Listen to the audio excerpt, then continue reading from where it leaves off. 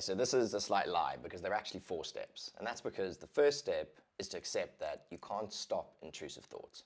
And trying to force yourself to do so only makes them more painful and increases their ability to jerk you around.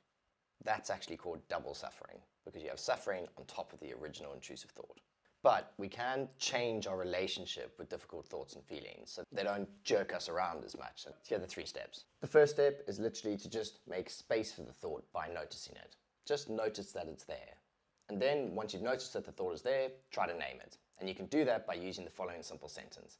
I am having the thought that, and then just complete that sentence. I am having the thought that I'm bored. I'm having the thought that I'm feeling lonely. This small little act of saying I'm having the thought that forces your brain to stop reacting from the more animalistic part of your brain at the back here and forces you to start thinking about the thought from your prefrontal cortex, which is where emotional regulation and decision making lies. By using this part of your brain, you're able to feel as though you can observe the thought and then make a choice about what you want to do with it, rather than feeling like you're caught up inside the thought itself. And that's when it can jerk you around. Writing the thought down on a piece of paper increases that distance even more and can make this more effective. So once you've noticed and named the thought, the next step is just to normalize it. Say to yourself, everyone has these types of thoughts because ultimately everyone's brain is just trying to protect them in its own way. My mind isn't always right, but it's always well intentioned in that it's trying to protect me.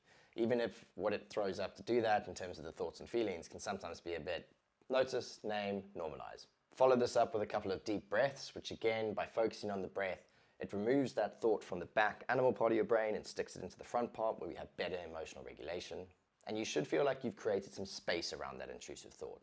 The thought's still there, it's still rattling around in your brain, but by putting it in a different part of your brain, you give yourself more chance to decide what you want to do with that thought, rather than feeling like it's just pulling you around.